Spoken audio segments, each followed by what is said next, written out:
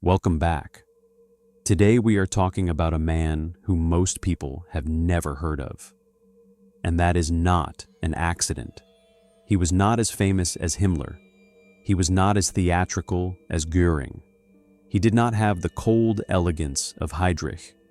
But when Heydrich was killed in 1942, someone had to take his place. Someone had to run the most powerful secret police apparatus in human history. Someone had to sign the orders. Someone had to keep the machine running. That someone was Ernst Kaltenbrunner. And by the time the war ended, he had overseen the deaths of millions of people. He sat at Nuremberg. He looked the judges in the eye. And he said he knew nothing. This is his story. Ernst Kaltenbrunner was born in 1903 in a small town in Austria called Ried im Innkreis. He was a big man, 6'4", massive hands, a face covered in dueling scars that he wore like a badge of honor. When people met him for the first time, they were often physically intimidated. He had the kind of presence that made a room go quiet. He studied law. He was intelligent. He was disciplined. And from a very early age, he was drawn to one idea above everything else: a greater Germany, a unified German-speaking world under one flag. And in Austria in the 1920s, that idea had a name: National Socialism. He joined the Nazi Party in 1930. He was 26 years old. Austria was not yet part of the Reich. The Nazi Party was actually banned there. But Kaltenbrunner did not care. He worked underground. He organized. He recruited. He was arrested twice by Austrian authorities. He spent time in prison for a conspiracy against the state.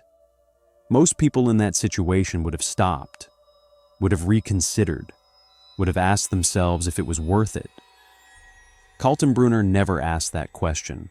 For him, there was no other option. This was his entire identity. When Hitler annexed Austria in 1938, Kaltenbrunner was suddenly not a criminal anymore. He was a hero. He was rewarded immediately. He was appointed higher SS and police leader for the Danube region. He was now one of the most powerful men in Austria, and he used that power in exactly the way you would expect. The persecution of Jews, political opponents, anyone deemed an enemy of the new order, accelerated under his watch. He was efficient, he was ruthless, and he was noticed. Heinrich Himmler, the man who controlled the entire SS empire, began to pay attention to Kaltenbrunner. He saw in him something valuable, not brilliance, not creativity. What Himmler saw was loyalty and obedience without limit. Kaltenbrunner would do what he was told. He would not ask uncomfortable questions. He would not hesitate. And in the world that Himmler was building, that was exactly what was needed. Then on May 27th, 1942, everything changed. Reinhard Heydrich, the chief of the Reich Security main office, the man known as the Blonde Beast, was attacked by Czech resistance fighters in Prague.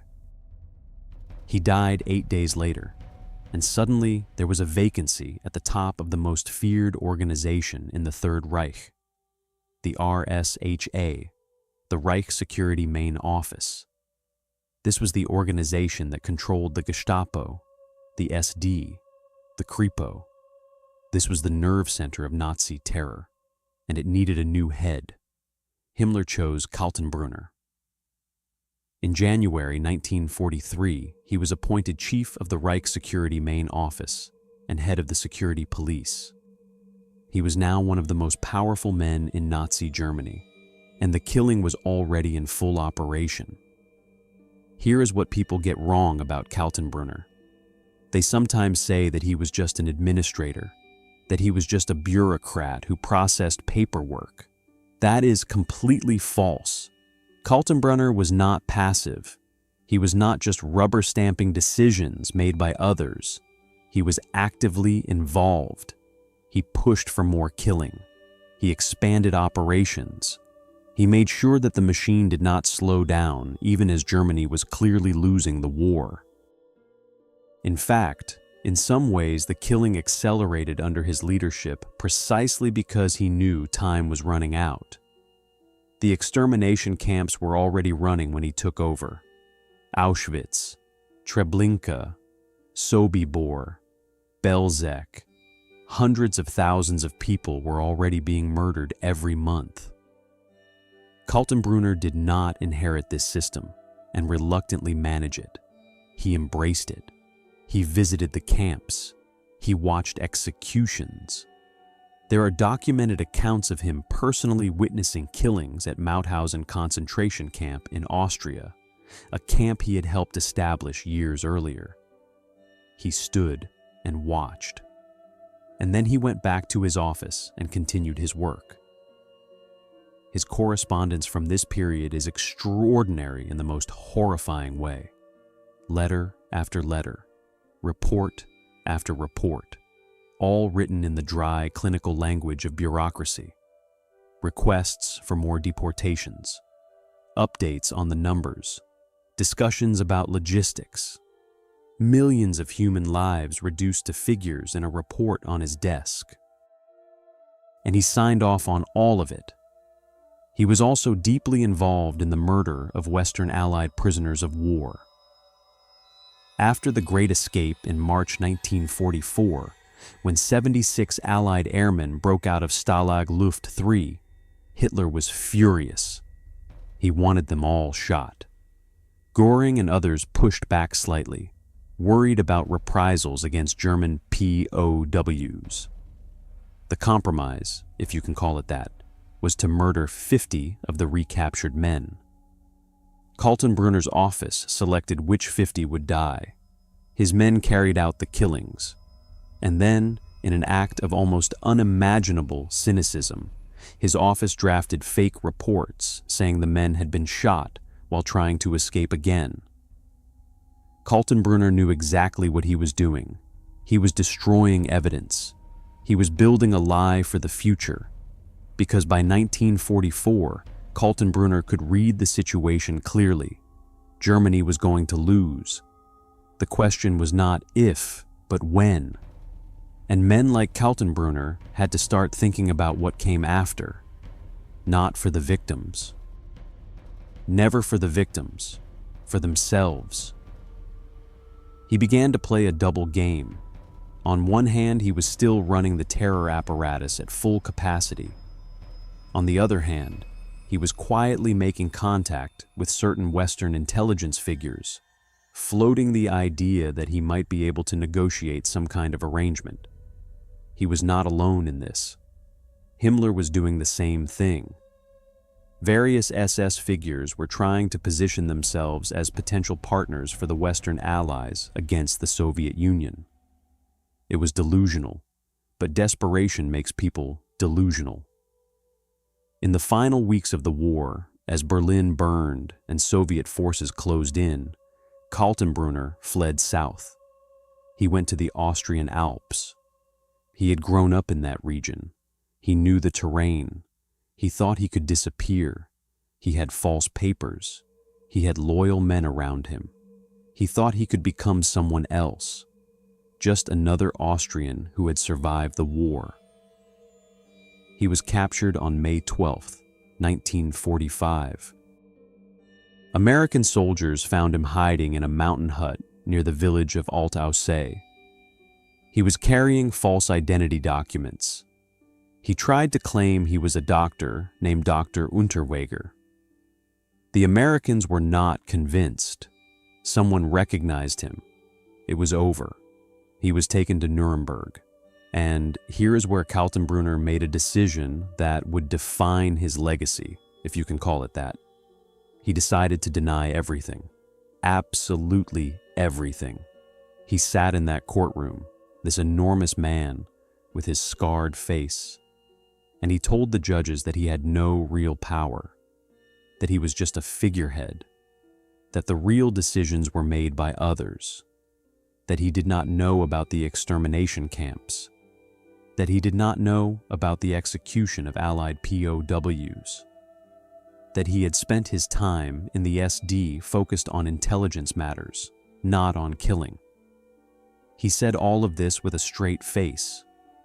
He said all of this while prosecutors laid out document after document bearing his signature, orders he had signed, reports he had approved, letters he had written. The other defendants at Nuremberg mostly despised him. Göring, who had his own monstrous legacy, still looked down on Kaltenbrunner. Even in that room full of war criminals, Kaltenbrunner stood apart.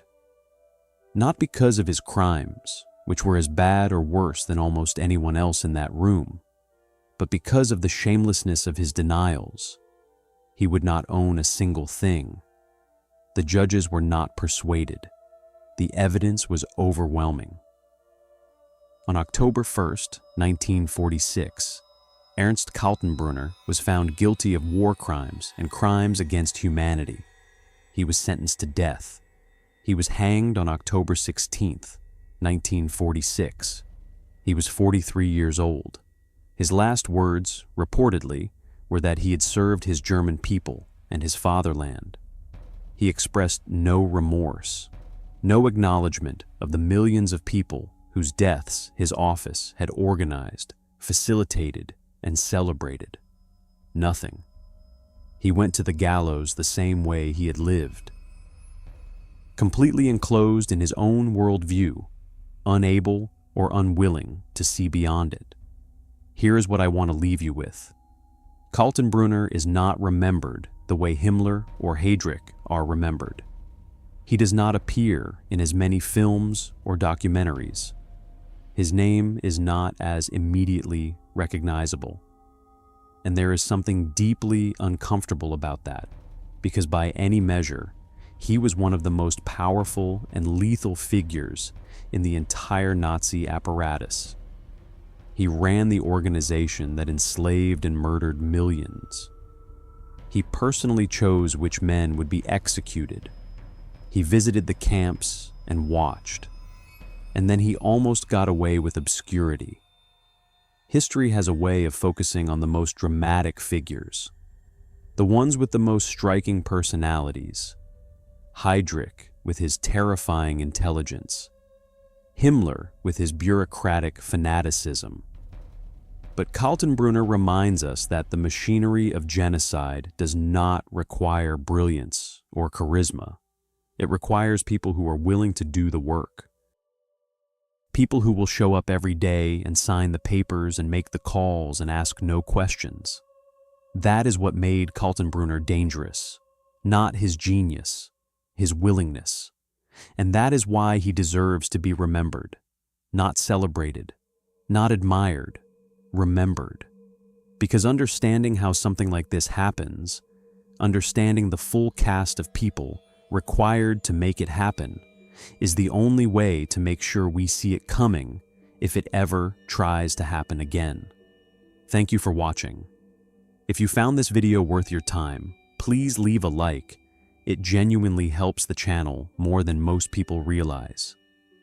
Subscribe if you haven't already. We cover stories like this every week.